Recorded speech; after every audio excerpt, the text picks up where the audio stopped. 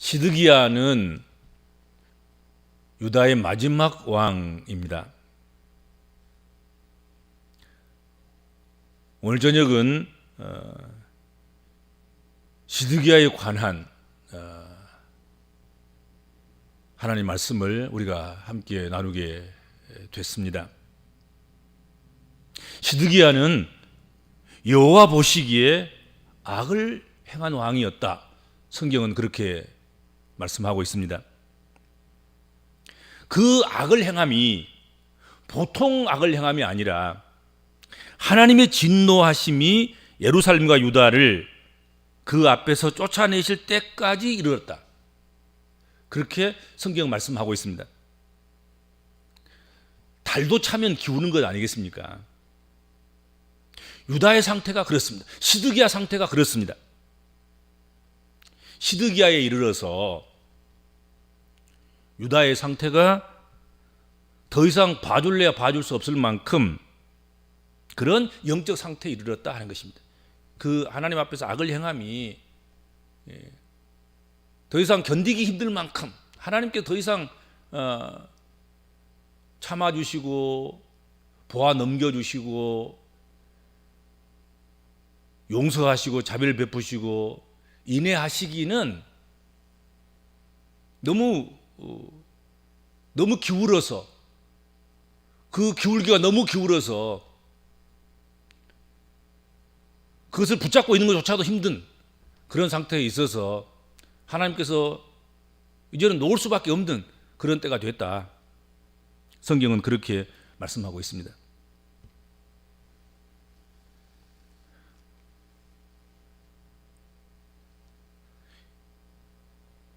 열왕기하 24장 19절에서 20절 말씀을 보면 이렇게 되어 있습니다. 그가 여호야김의 모든 행위를 따라 여호와 보시기에 악을 행한지라 여호와께서 예루살렘과 유다를 진노하심이 그들을 그 앞에서 쫓아내실 때까지 이르렀더라.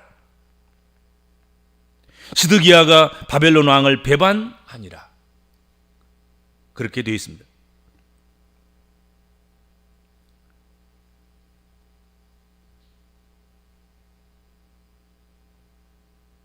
여호와의 진노하심이 예루살렘과 유다를 하나님 앞에서 쫓아내실 때까지 거기까지 이르렀다. 그 범죄함이. 그런데 시드기야가 거기에다가 바벨론 왕을 배반했다고 성경 기록하고 있습니다. 그렇지 않아도 지금 위기의 순간이 다가오고 있고 하나님께서 이제 유다와 예루살렘을 진노하시겠다고 결정을 내리셔서 그것을 실행하려고 하고 있는 찰나에 거기다가 시드기야가 바벨론 왕 느부갓네살을 배반했습니다. 이 일로 인해서 하나님의 진노하심이 예루살렘과 유다를 그 앞에 쫓아내심을 그 일을 더 촉발시켰다는 거지요.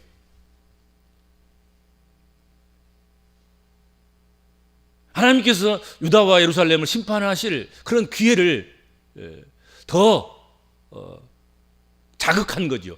가까이 오게 한 거란 말이죠. 시드기야 왕은 하나님을 자신의 편으로 만드는 그 일을 해야 했습니다.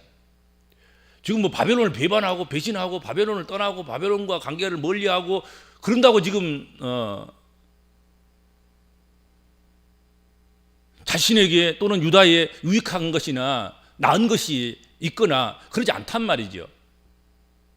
거기다가 하나님은 지금 유다와 예루살렘을 그리고 시드기야를 한번 손봐 주시겠다고 지금 버리고 있는 그런 순간에 그 시대의 가장 강력한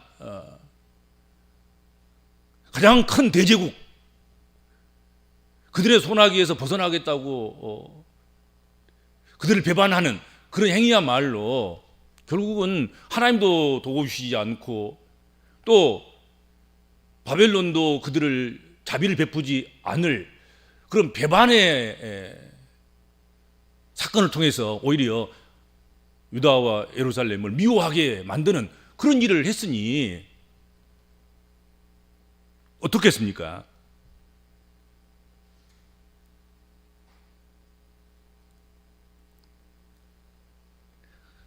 그로 인해서 시드기야는 유다 마지막 왕이라는 비운의 주인공이 됩니다. 그 일로 인해서 우리가 지난 주일에 함께 나누었던 미가의 말씀을 기억하실 것입니다. 하나님께서 질문하셨습니다. 애굽의 우두머리들과 이스라엘의 통치자들아, 정의를 아는 것이 너희의 본분이 아니냐?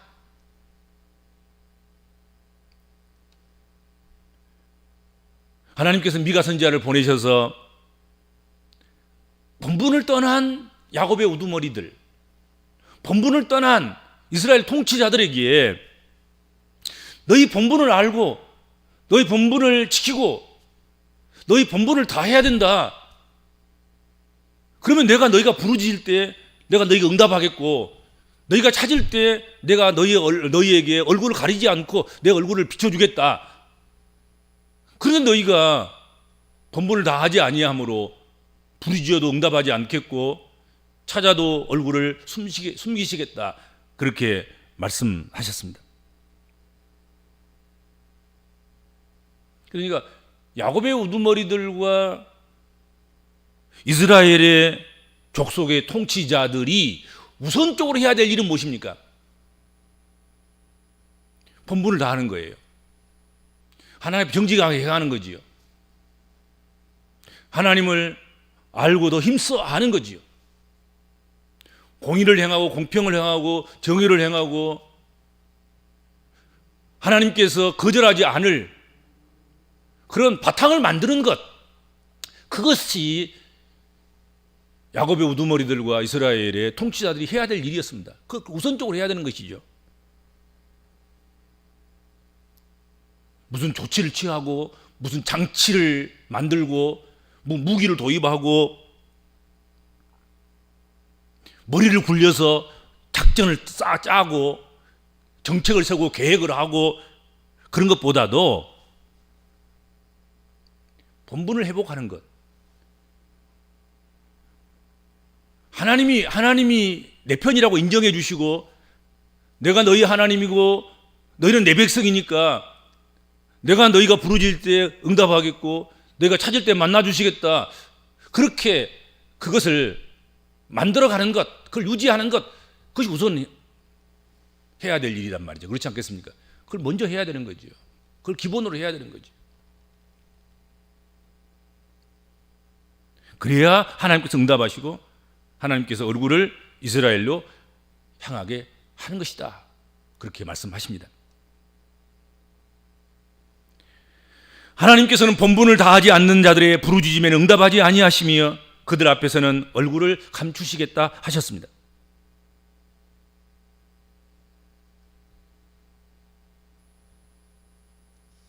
그렇다면 시드기야가 바벨론을 배반할 것을 계획을 세우고 그것을 실행하기 전에 무엇부터 했어야 됐습니까? 하나님께서 시드기야의 기도를 들으실 수 있도록 시드기야가 찾으면 하나님께서 그 얼굴을 시드기야에게 내보여 주실 수 있도록 그 일부터 해야 됩니다. 내가 세운 내 종, 내가 세운 유다의 왕, 그러므로 내가 너를 지키고 내가 너를 보호하고 내가 너를 책임지고 내가 너를 쓴다, 이렇게 돼야 되지 않겠습니까? 거의 우선시 돼야 되는 거지요. 근데 떡하니 그런 것은 안 하고 오늘 성경 본대로 그는 악을 행하는 왕이었다. 그리고는 느부갓네살 바벨론 왕을 배반하는 일부터 시작한 거예요. 일부터 저지른 거예요. 일부터 저지른 거예요. 우리 예수 믿는 사람들은요, 일부터 저지르면 안 돼요. 하나님 편에 바로 서 있는 일부터 해야 되는 거예요. 그 다음에 일을 저질러야지. 하나님께서 책임지시든지, 하나님께서 도우시든지, 하나님께서 뭘 길을 여시든지 할 것 아니겠습니까? 근데 하나님하고는 등을 져놓고, 하나님께 도우실 기회를 차단시키고 단절시켜 놓고는 일부터 저질러 놓는단 말이죠. 그러면 어떻게 하자는 거예요?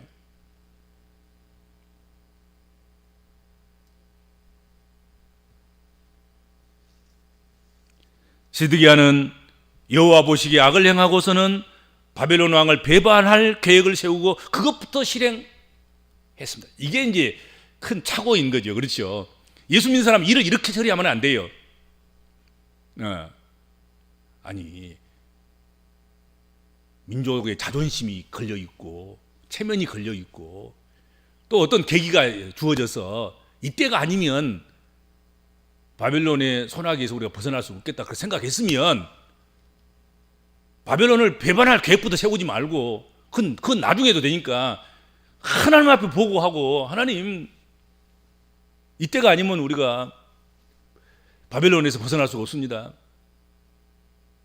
하나님, 우리가 지금 바벨론하고 등을 지고 이때 바벨론에서 우리가 좀 자유롭게 자유민이 되기를 원하오니 어떻게 하면 좋겠습니까?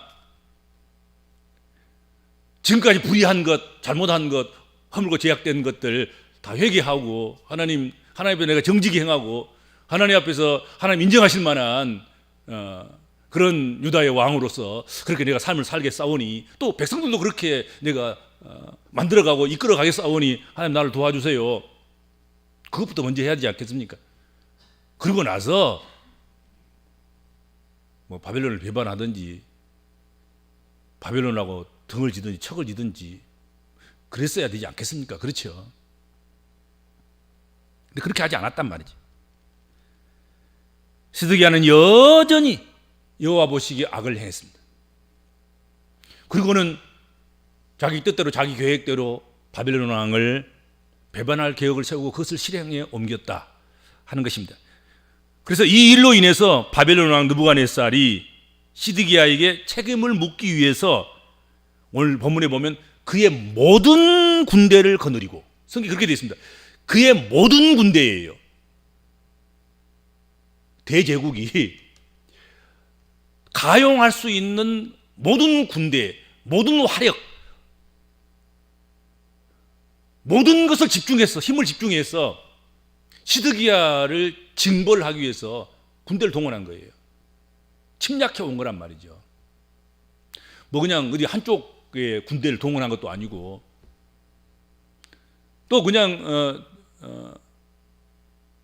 몇 가지 준비도 되지 않는 채 그렇게 그런 무기들을 들고 그렇게 온 것도 아니고, 모든 군대, 모든 가용성을 다 동원해서 그 연약하고 작은 유다 시드기야 왕을 징계하기 위해서, 징벌하기 위해서 전쟁을 일으키고 군대가 몰려왔다 하는 것입니다. 그리고 예루살렘 성을 둘러싸고 토성을 만들어서 에워싸고 3년 동안이나 거기 예루살렘 포위하고 있었다. 성경에 그렇게 말씀하고 있습니다. 그러니까 이번에는 그냥 넘어가지 않겠다는 거지요. 본때를 보이겠다는 것입니다. 이번에는 끝장을 내겠다.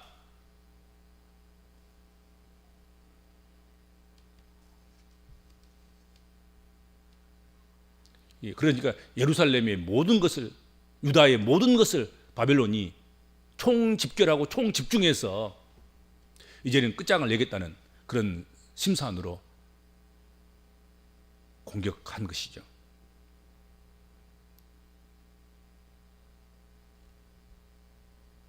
그러니까 시드기야가 바벨론 왕 느부갓네살로 하여금 예루살렘의 이러한 징벌을 할 수 있도록 사유를 제공한 것이죠.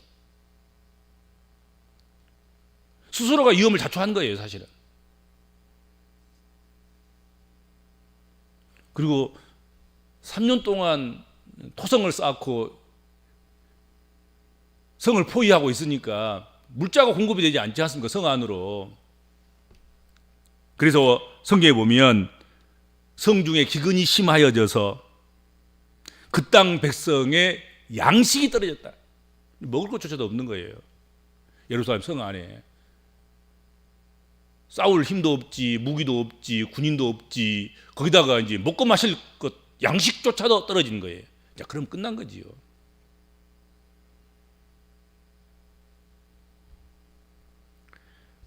여러분, 시드기야 시대에 시드기야가 왕으로 일할 때 활동하던 선지자가 예레미야 선지자입니다. 시드기야하고 예레미야 선지자하고 연대가 같고 또 하는 일이 같아요. 사역이 같아요. 활동도 같아요. 밀접히 서로 연결되어져 있습니다. 하나님께서는 예레미야 선지자를 통해서 시드기야에게 말씀을 전해주신 것이 있었습니다. 예레미야서 38장 17절에 18절. 예레미야 38장 17절에 18절. 예레미야가 시드기야에게 이르되 만군의 하나님이신 이스라엘의 하나님 여호와께서 이와 같이 말씀하시되 네가 만일 바벨론의 왕의 고관들에게 항복하면 내 생명이 살겠고 이 성이 불사람을 당하지 아니하겠고 너와 네 가족이 살려니와 네가 만일 나가서 바벨론 왕의 고관들에게 항복하지 아니하면 이 성이 갈대아인의 손에 넘어가리니 그들이 이 성을 불사를 것이며 너는 그들의 손을 벗어나지 못하리라 하셨나이다.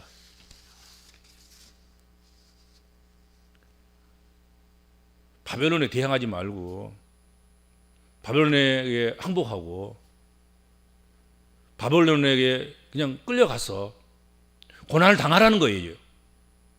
무슨 뭐 대적하고 싸우고 배반하고 끝까지 성을 지키겠다고 뭐 그렇게 하고 그래서는 안 된다는 것입니다.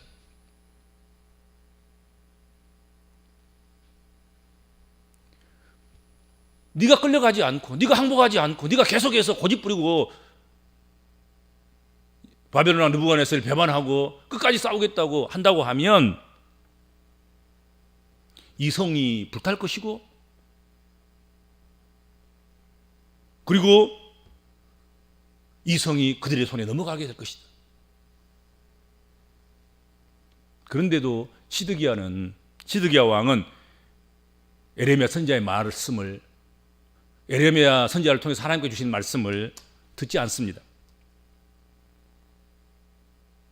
그것이 싫어서 오히려 거부하고 오히려 바벨론을 배반하는 길을 선택합니다.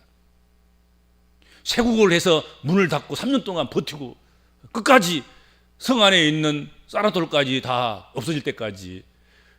그래서 결국은 성이 함락되고 불타고 그리고 민족의 문을 닫을 때까지 그렇게 했다 하는 것입니다.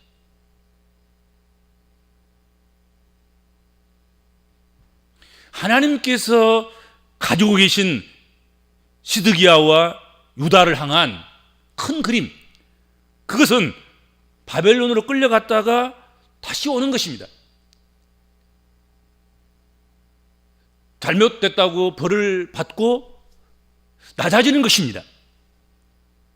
근데 시드기야는 그걸 받아들이지 않은 거지요. 오히려 끝까지 대항하는 길을 선택했습니다. 하나님께는 여전히 정직을 행하지 않고 악을 행하고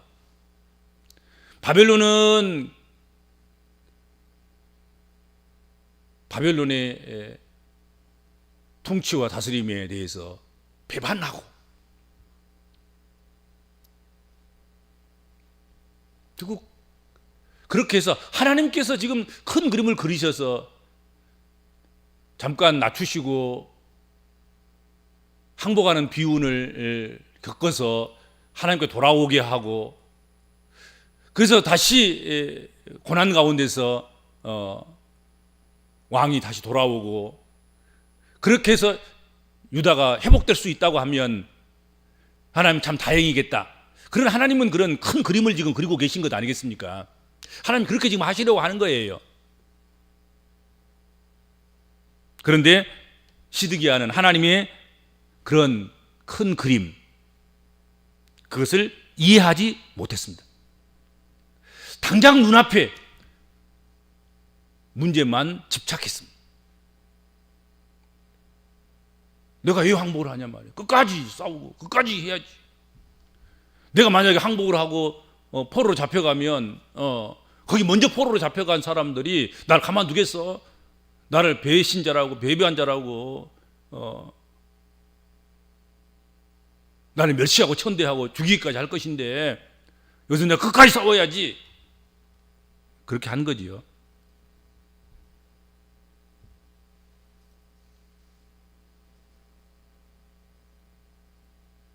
시드기야가 눈앞에 보이는 현실에 집중해서 하나님의 원대한 계획과 큰 그림을 보지 못한 것처럼, 그래서 자신에게도 나라와 민족에게도 씻을 수 없는 해악을 끼치게 된 것처럼 우리의 모습도 시드기야하고 별반 다를 것이 없는 그런 사람들이 아닌가 하는 것으로 오늘 이 말씀을 통해서 그 말씀의 거울에 우리를 비춰봐야 하리라 생각합니다. 예레미야 선지자를 통해서 하나님의 큰 그림을 보여주셨지만 하나님의 큰 그림을 기대하기보다는 사소한 일에 원망하고 불평하고 하나님 어떻게 항복을 합니까? 체면이 뭐가 됩니까? 그렇게 할 수 없습니다. 끝까지 저항하고 반대하고 하나님 그렇게 하라고 하신 것에 대해서 불평스럽고 원망스러운 그런 시드기야였습니다. 우리도 그렇지 않은가 모르겠어요. 낮아져라, 겸손하라, 두 손 들고 항복해라, 조금 고난을 당해라, 아파해라. 그러면 우리는 못 참을 거예요. 막 그렇지요. 원망하고 불평하고 끝까지 고집부리고. 그래서 하나님께서 계획 세우시고 큰 그림을 그려놓으신 것, 그것을 이해하지 못하고 당장 눈앞에 있는 현실적인 아픔, 고통, 작은 문제들, 그런 것들 때문에 하나님 뜻을 어기는 그런 시드기야처럼 우리도 그렇다, 똑같다 하는 것 아니겠습니까? 결국 시드기야에게 비참한 최후가 임했습니다. 그를 보호하던 성벽이 무너졌습니다. 예루살렘 성벽이 무너진 거예요. 그를 지키던 군사들이 밤중에 다 도망갔어요. 왕을 지키는 그 군사들까지 왕을 버리고 도망간 거예요. 그래서 그도 도망하다가 결국은 바벨론 왕의 군대에게 사로잡히고, 그리고 왕의 아들들은 그의 눈앞에서 죽임을 당하고, 그는 두 눈이 뽑히고 노사슬로 결박을 당해서 바벨론으로 끌려갔습니다. 그리고 그는 거기서 비참한 최후를 맞이합니다. 그렇게 된 거예요.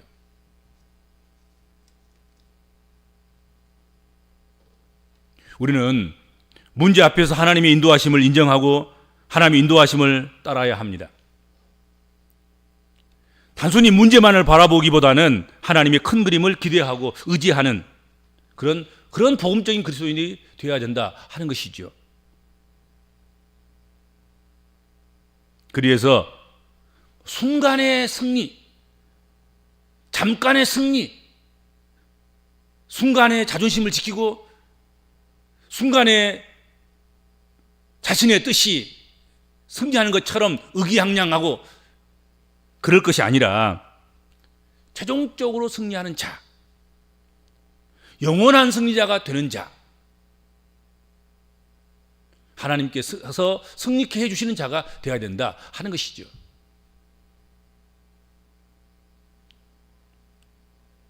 근데 시드기야는 그렇지 않은 거죠. 잠깐의 자존심, 잠깐의 자신의 뜻의 승리, 이것을 고집하다가 결국은 예루살렘도 무너지고 예루살렘 성도 불타고 백성들도 포로로 잡혀가고 자신도 포로로 잡혀가고 그 아들들은 죽임을 당하고 그리고 그가 유다의 마지막 왕이 되는 비운을 겪을 수밖에 없는 그런 왕이 됐다 하는 것이죠. 여러분, 순간의 승리자가 아니라 우리는 영원한 승리자가 되어야 될 것입니다. 순간의 자존심을 구기는 것, 그것을 아파하지 아니하고 오히려 영원히 우리가 하나님 앞에서 영광을 받고 인정을 받고 상을 받고 그렇게 승리하는 그런 하나님의 백성들이 되시길 주님으로 축원합니다. 기도하겠습니다. 주님 은혜 감사합니다.